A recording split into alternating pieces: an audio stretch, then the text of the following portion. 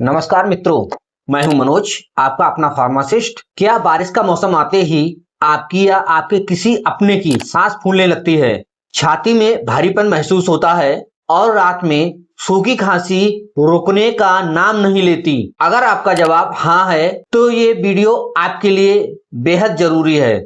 आज के इस खास वीडियो में हम बात करेंगे कि मानसून में अस्थमा क्यों बढ़ जाता है, इसके पीछे की असली वजह क्या है, डॉक्टर इसे कैसे कंफर्म करते हैं और कौन कौन सी एलोपैथिक मेडिसिन दी जाती हैं। साथ ही हम सीखेंगे इनहेलर लेने का 100% सही तरीका, ताकि दवा सीधे आपके फेफड़ों तक पहुंचे, ना कि आपके गले में जमा हो जाए। इसीलिए वीडियो को बिना स्क्रिप्ट किए पूरा जरूर देखें और अगर चैनल पर पहली बार आए हैं तो अभी सब्सक्राइब करें मनोज फार्मासिस्ट को। कॉसेस, बारिश में अस्थमा क्यों बढ़ता है? पहला कारण है हाई ह्यूमिडिटी यानी हवा में नमी। बारिश के मौसम में हवा में नमी का स्तर बढ़ जाता है। यह नम हवा हमारे सांस की नलियों यानी एयरवे को सिकुड़ा देती हैं, जिससे सांस लेना मुश्किल हो जाता है।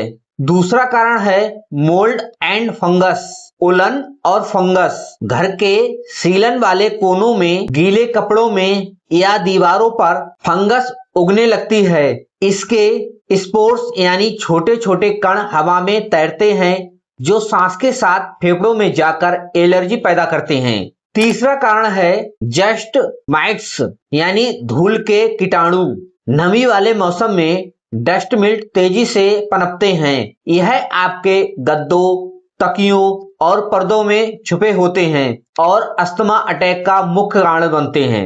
चौथा कारण है pollen grains and temperature drop. बारिश के बाद तापमान अचानक गिरता है और ठंडी हवा सांस की नलियों को स्पज्म में डाल देती हैं। सिम्टम्स एंड डायग्नोसिस, लक्षण और जांच। पहला लक्षण है ब्रेथलेसनेस यानी सांस फूलना। थोड़ा सा चलने या काम करने पर ही सांस उखड़ने लगती है। दूसरा लक्षण है व्हीजिंग साउंड यानी सीटी जैसी आवाज। सांस लेते और छोड़ते समय छाती से सीटी जैसी आवाज आती है। तीसरा लक्षण कंटिन्यूस कफिंग, विशेषकर रात के समय या सुबह सुबह सूखी खांसी होना। चौथा लक्षण है जस्ट टाइटनेस, ऐसा महसूस होना जैसे सीने पर भारी वजन रख दिया गया हो। डायग्नोसिस, जांच कैसे होती है? स्पोमेट्री टेस्ट या पल्मोनरी फंक्शन टेस्ट यानी पीएफटी। इसमें आपको एक मशीन में तेजी से हवा फूंकनी होती है, जिससे आपके फेफड़ों की क्षमता का पता चलता है। पीक फैलोमीटर टेस्ट और चेस्ट एक्सरे या allergy blood test IgE levels, आप यह टेस्ट करा सकते हैं। मेडिसिन एंड डोसेज, दवाएं और खुराक। डिस्क्लेमर, कृपया ध्यान दें, यह सभी दवाएं डॉक्टरी सलाह पर ही लें। कोई भी दवा सेल्फ मेडिकेशन से ना करें। अस्थमा के इलाज में मुख्य रूप से दो तरह की दवाएं होती हैं, quick relief emergency medicine, long term control medicine. आइए मुख्य दवाओं और उनके डोज के बारे में समझते हैं। नंबर 1, अस्थालिन इनहेलर या टेबलेट सल्बूटामोल। यह एक ब्रोंकोडायलेटर है। यह सिकुड़ी हुई सांस की नलियों को तुरंत खोलता है।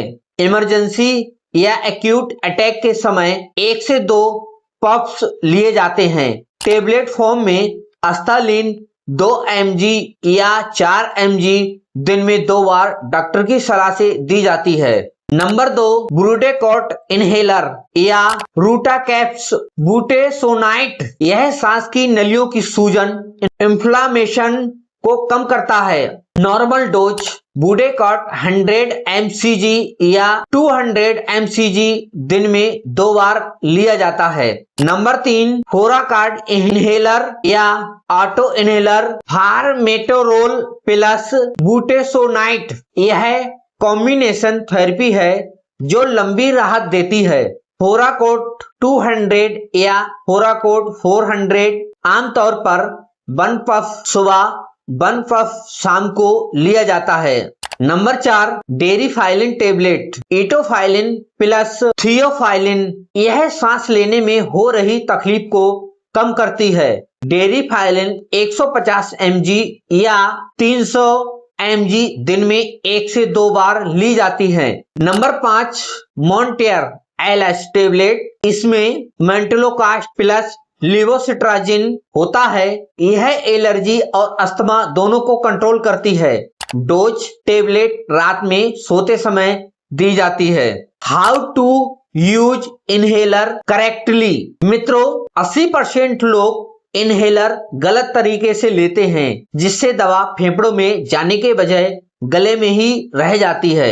आइए समझते हैं correct step by step technique. इसे आप बिल्कुल ध्यान से सुनिएगा।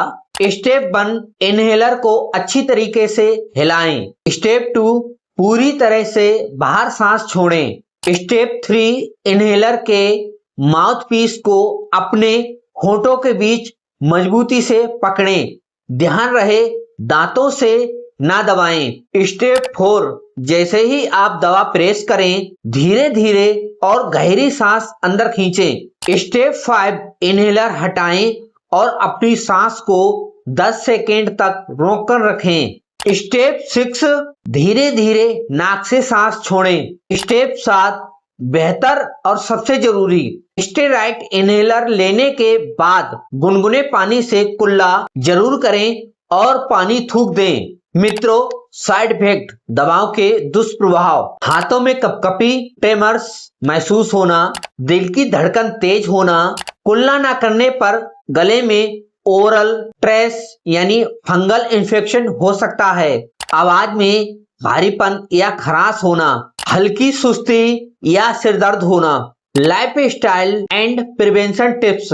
मानसून में अस्थमा से बचने के लिए इन बातों का ध्यान रखें। कीप हाउस ड्राई, घर की दीवारों और कोनों में सीलन ना होने दें। अवॉइड वेट क्लोथ्स, गीले कपड़े कमरे में ना सुखाएं, जिससे ह्यूमिडिटी बढ़ती है। वेल्डिंग केयर, चादर और तकिए के कवर को हफ्ते में 1 बार गर्म पानी से धोएं। वीक मास्क, बारिश के मौसम में बाहर निकलते समय या धूल गर्दे वाली जगह पर मास्क जरूर लगाएं।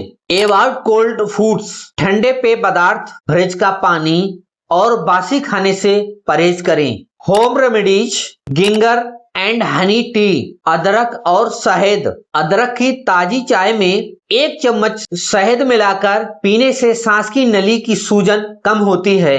भाप लेना, सादे पानी या अजवाइन डालकर दिन में 2 बार भाप लें, जिससे जमा कफ पिघलता है।